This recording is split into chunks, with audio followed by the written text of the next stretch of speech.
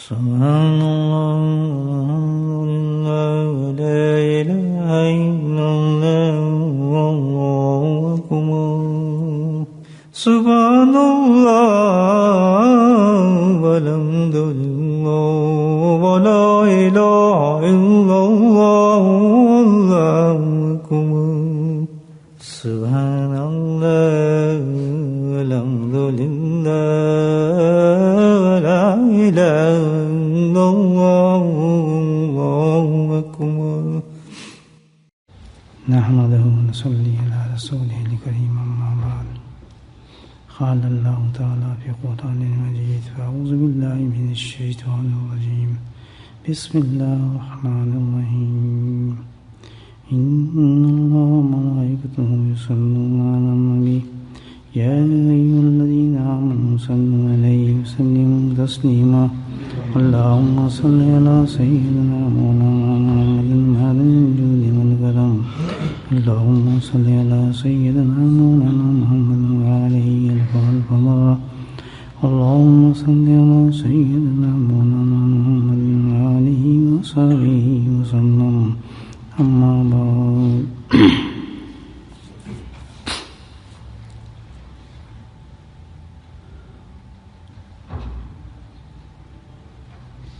دوستی یا کسی سے محبت، اس کی دو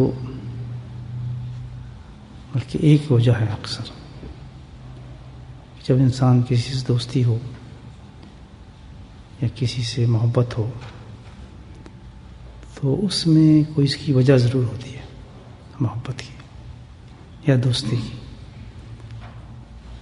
اور وہی اس کا ریزن بنتی ہے، وہی وجہ بنتی ہے جس کی وجہ سے انسان کی دوستی ہو جاتی ہے یا تعلق ہو جاتے ہیں یا پھر محبت بڑھ جاتی ہے.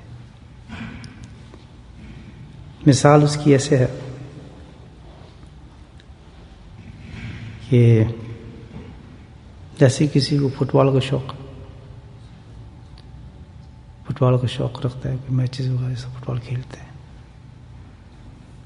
تو دوسرا شخص جو ہے اس کا بھی یہی شوق ہے، اس کا بھی یہی ذوق ہے.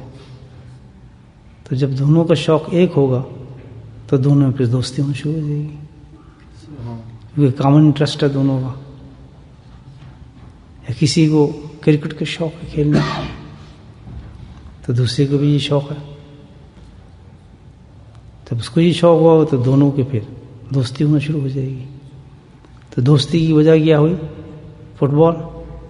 اس فٹ بال کی وجہ سے اس کی دوستی ہوئی اور دوستی وہ بڑھ جاتی ہے، پھر محبت بن جاتی ہے.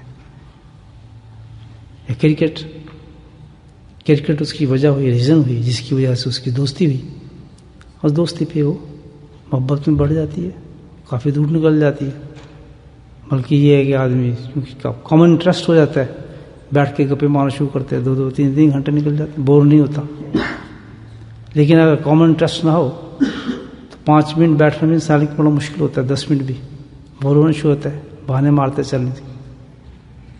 تو گویا جب تک کسی کا کامن انٹرسٹ نہ ہو کسی چیز میں، دوستی نہیں ہوتی.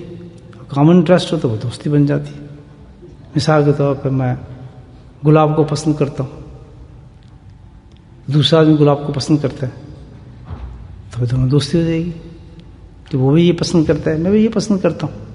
تو پھر اس پہ باتیں شروع ہو جائیں گی، آدمی محبت بن جاتی ہے.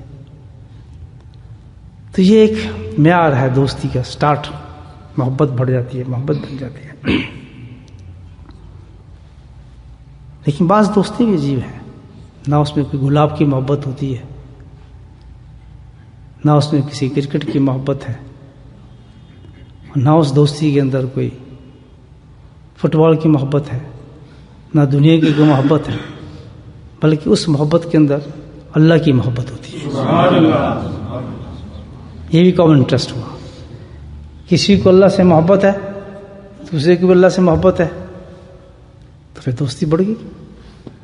تو یہ کیا ہوا؟ یہ منفرد دوستی ہو جائے گی. اس دوستی کا انداز ہی عجیب ہوگا، اس کا سٹائل ہی عجیب ہوگا. گلاب کی دوستی جب تک ہے جب تک گلاب موجود ہے، ایسے ہی ہے نا. کرکٹ کی دوستی جب تک ہے جب تک کرکٹ موجود ہے. فٹ بال کی دوستی جب تک ہے جب تک فٹ بال موجود ہے. رشتے کی محبت جب تک ہے جب رشتہ موجود ہے، خونی رشتے کی محبت جب تک ہے جب تک خونی رشتہ موجود ہے، صلح رحمی کی محبت جب تک ہے جب تک صلح رحمی موجود ہے، اور اللہ کی محبت جب تک ہے جب تک اللہ موجود ہے۔ کتنا فرق ہے! نہ اللہ فانی ہے، نہ اس کی دوستی وہ بھی باقی ہے، اور یہ دوستی بھی باقی ہے۔ یہ دوستی تو رہ جاتی ہے پیچھے، دیکھیں آپ، یہ تو ایک ساتھ ختم۔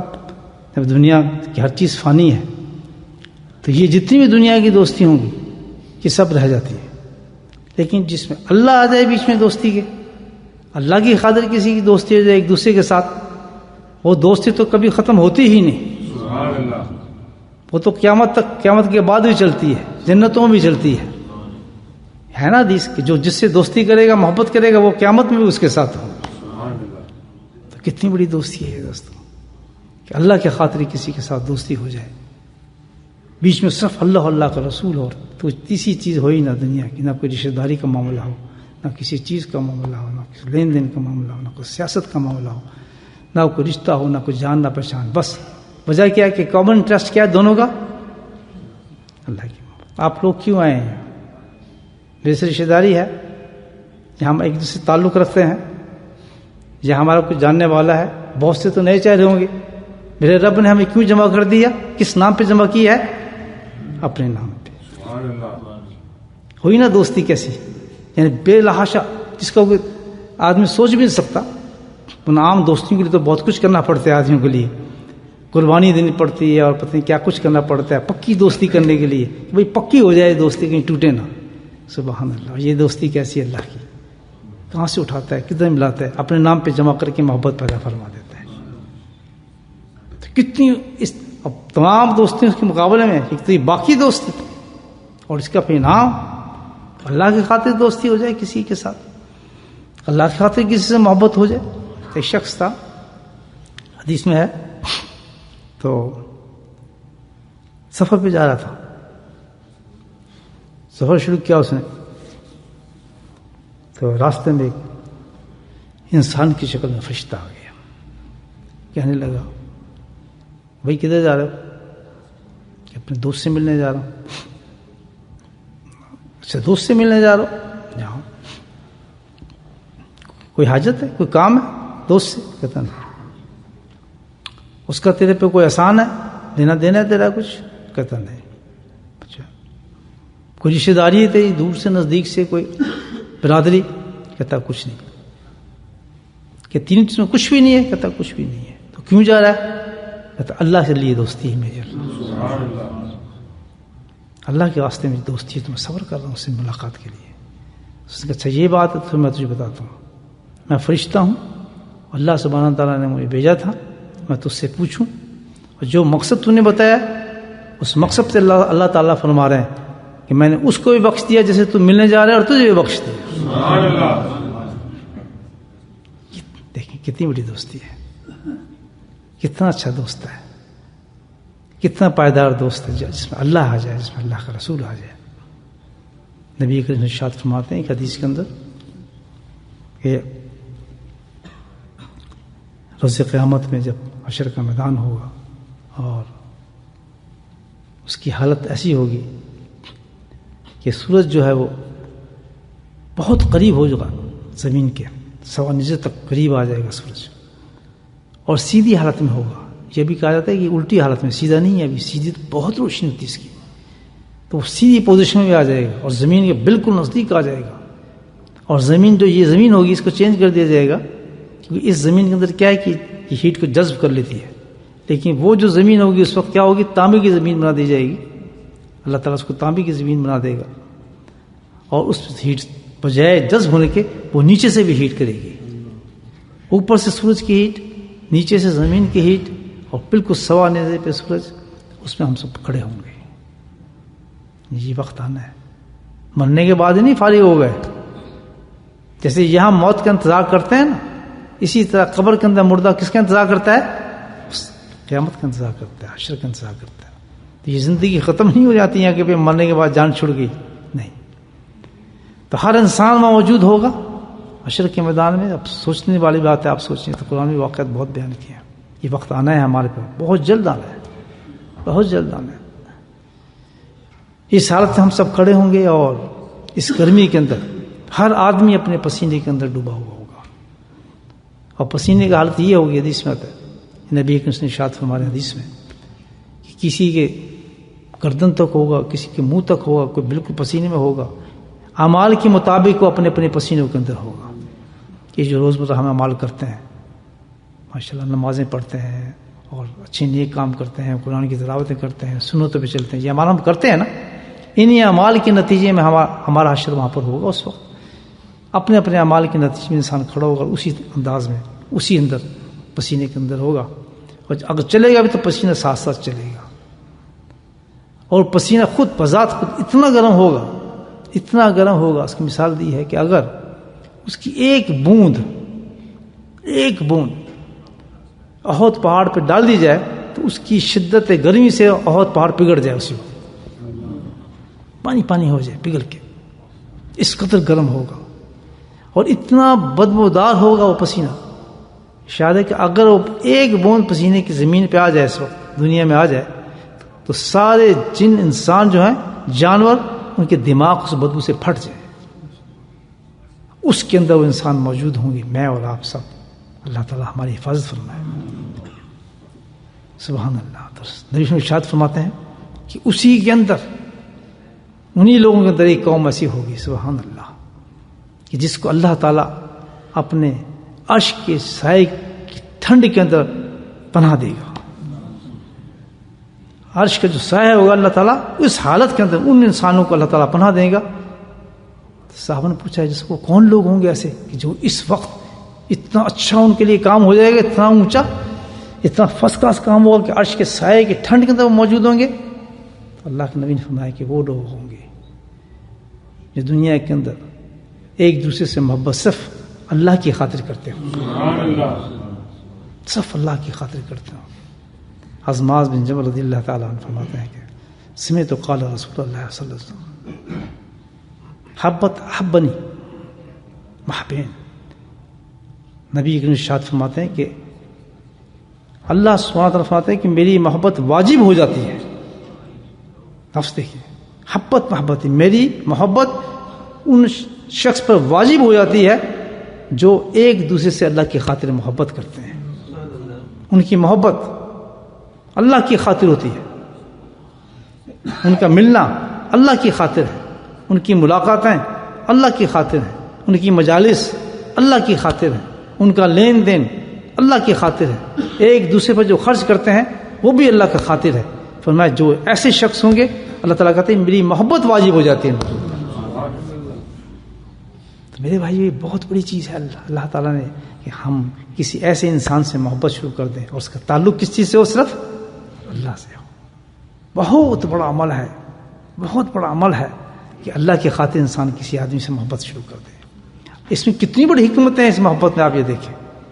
ظاہر ہے جب انسان اللہ کی خاطر کسی سے ملے گا، اللہ کی خاطر محبت کرے گا، اللہ کا نام بیچ میں ہوگا، اللہ کے رسول کی محبت ہوگی، تو یقیناً وہاں پہ اللہ ہی کی باتیں ہوں گی، وہاں نیک اعمالی ہوں گی، وہاں دوزخ سے دور ہونے والی باتیں ہوں گی، اللہ قریب ہونے والی باتیں ہوں گی. تو یہ محبت اتنی نافع ہے انسان کے لیے، اتنی نافع ہے کہ ہم اس محبت کو تلاش کریں. اور یہ وہ محبت ہے جس کے لیے الحمدللہ لوگوں نے بڑی قربانی دی اس پر تلاش کرنے کے لیے. اللہ کی محبت یہ اللہ والے لوگ ہیں جن کے ساتھ انسان جڑ جاتا ہے، بیٹھ جاتا ہے، جن کے بارے میں ہے کہ تھوڑی سی صحبت انسان کے ساتھ اختیار کر لے تو الحمدللہ اس صحبت کی وجہ سے وہ اللہ کے دوست بن جاتے ہیں. ظاہر یہ تزکیے کی مجلس ہے، الحمدللہ ذکر کی مجالس جو ہوتی ہیں، ذکر کی مجلس، ذکر کی خاطر آنا، خاص طور پہ ذکر کی خاطر آنا، کیونکہ ذکر کس کا ہوتا ہے؟ اللہ کا ہے، صرف اللہ کا ذکر ہے اور کوئی مقصد نہیں. کتنی بڑی چیز ہے، انسان اسی پہ پابندی اختیار کر لے. ہفتے میں ایک دفعہ سوچے کہ بھائی چلیں وہاں اللہ کا ذکر ہوتا ہے، خالص اللہ کے لیے سب اختیار کر لیں تو کتنے انعامات ملیں گے. اللہ کی محبت واجب ہو جائے گی، عرش کا سایہ نصیب ہو جائے گا. اندازہ لگائیں، تھوڑی سی قربانی انسان کو دینی پڑتی ہے، لیکن جب تک انسان اٹھتا نہیں اور اس مرحلے کو طے کرنے کے لیے اتنے بڑے اللہ نے انعام رکھے ہیں. جب آدمی نیت کرتا ہے کہ میں بھائی جاؤں اللہ کا ذکر کروں، اس مجلس کے اندر جا کے بیٹھوں، تو سب اختیار کروں، تو اس پر یہ ہے کہ شیطان کے اور نفس کے حملے تو ہوں گے انسان پر، ہر حالت میں آپ کو روکنے کی کوشش کرے گا، عجیب عجیب شکل میں شیطان آئے گا، انسانوں کی شکل میں آئے گا کہ محمد جاؤ، اللہ کا ذکر مت کرو، فلاں نہ کرو، ہر لحاظ سے رکاوٹیں موجود ہوں گی آپ کی، لیکن ان تمام حدیثوں کو مد نظر رکھیں آپ کہ انعام کتنے اللہ پاک دے رہے ہیں، تھوڑا سا اس کے ساتھ فائٹ کرنا پڑے گا آپ کو نفس و شیطان کے ساتھ کہ نہیں یار مت چلنا ہی، مجھے جانا ہی جانا ہے، میں تو ضرور پہنچوں گا، اور ہمت کر کے نیت کر کے صبح سے کہ میں نے یہ کام ضرور کرنا ہے، کیونکہ انعام کو دیکھیں آپ کتنے اللہ پاک نے انعام رکھے، آپ تو سوچتے سے اللہ کی محبت واجب ہو جانا انسان کے لیے کہ کم ہے، کتنا بڑا انعام ہے کہ جس پر اللہ کی محبت واجب ہو جائے تو اللہ کیا اس کو جہنم میں بھیجیں گے، اس کو کیا سزائیں دیں گے؟ اللہ کی محبت واجب ہو جائے تو یقیناً اس کا ٹھکانہ کیا ہوگا؟ جنت ہوگا، اللہ کی رحمتیں ہوں گی، دنیا میں بھی آفت ہوگی اس کے لیے، آخرت میں بھی آفت ہوگی۔ اور سب سے بڑی بات جو میں نے بتائی، حشر کا میدان، وہاں جو حالات اور اس میں عرش کا سایہ نصیب ہو جائے، اللہ کی رحمت وہاں مل جائے انسان کو، تو کتنی بڑی بات ہے۔ یہاں کیا ہے کہ سب تھوڑی سی سستی اور کیا رکاوٹ، سستی یا فضول بات کی وجہ سے کسی رکاوٹ کی وجہ سے آدمی رک جانا، تو نیت کر لیں ہم تمام حضرات کہ بھائی ایسی مجلس کے اندر جس میں اللہ کا ذکر ہوتا ہو، اللہ کی باتیں ہوتی ہیں، خاص طور پر اللہ کا ذکر جو مجلس ہوتی ہیں اس میں ضرور پہنچنے کی کوشش کریں، کیونکہ وہاں کوئی ایسی چیز نہیں ہے الحمدللہ، کسی قسم کی تکلیف دہ چیز نہیں، یہ تو اصل میں تو وہاں بیان اور تقریر بھی نہیں ہوتی، یہ جو میں عرض کر لیتا ہوں تھوڑی، یہ تھوڑی سی میں جو وقت لے لیتا ہوں ذکر کا آپ سے، وہ اس لیے کہ یہ تھوڑی ترغیب دینے کے لیے یہ باتیں کرنی پڑتی ہیں، ورنہ حقیقت تو یہ ہے کہ مجلس جو ہے یہ ذکر کی مجلس ہے، اس میں تغییر کی ضرورت ہی نہیں ہے، اس میں تو آدمی آئے اور اللہ کا ذکر میں بیٹھ جائے، بس ذکر شروع ہو جائے اور ذکر میں مست ہو جائے، لیکن بتانا اس لیے پڑتا ہے جیسے میں نے آپ کو چند حدیثیں بتائی ہیں کہ اس میں ترغیب ہوتی ہے، انسان کو پھر شوق بڑھتا ہے اور محبت بڑھتی ہے، کیونکہ زمانہ جیسے جیسے اب دور جا رہا ہے ان چیزوں سے تو ترغیب دینی پڑتی ہے،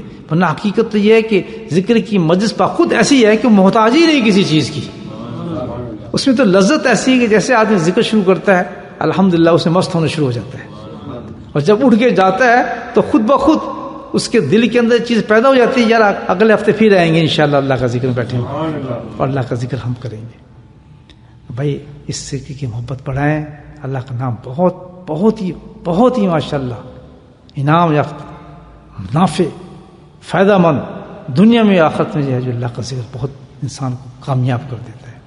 اللہ پاک ہمیں بھی دعا کریں کہ کسی ایسی شخص کی محبت نصیب فرمائے جو خالص اللہ کے لیے ہو، جس میں کوئی جس سے نام ہی نہ آئے، کسی چیز کا کام ہی نہ ہو، صرف محبت ہو تو صرف اللہ کے لیے ہو کہ بھئی اللہ کا بندہ ہے، ہم بھی اس کے پاس بیٹھیں، ہم بھی اس سے محبت کریں، اور کچھ نہ ہوا لالچ کسی قسم کا بھی، بس آخرت اور محبت اللہ کی، اور کچھ نہ ہو جائے جب محبت تو اس کی لذتیں عجیب ہوتی ہیں، یہ جب محبت ہو جائے تو ساری محبتیں ختم ہو جاتی ہیں انسان کے دل سے، اس کی لذت عجیب، دوستی بھی عجیب ہے، ان سے انسان اس دوستی سے انسان سیر نہیں ہوتا، پوری زندگی انسان کی گزر جاتی ہیں، لیکن لگتا ہے ایسا کہ آج ہی دوستی شروع کی ہے ہم نے، آج ہی سے ہمارا سفر آج ہی شروع ہو رہا ہے اس محبت کا، اتنی لذت ہے اس میں کہ انسان بور ہوتے ہی نہیں، ہر مجلس ذکر کی آپ بیٹھیں گے، جب بھی بیٹھیں گے ذکر میں ایسا لگے گا یار جیسے آج ہی شروع کیا ہے، صبح ذکر میں بیٹھیں گے پورا ذکر ہوگا، شام کو پھر آئیں گے آپ بولیں گے ایسا یار ابھی کیے نہیں تھا ہم نے، تو بالکل تازے اسی وقت ہو جائیں گے، تھکتا ہی نہیں انسان، کیونکہ اللہ کے ذکر میں تو ہائی لطف ہے، الحمدللہ۔ اللہ پاک ہم سب کو توفیق نصیب فرمائے۔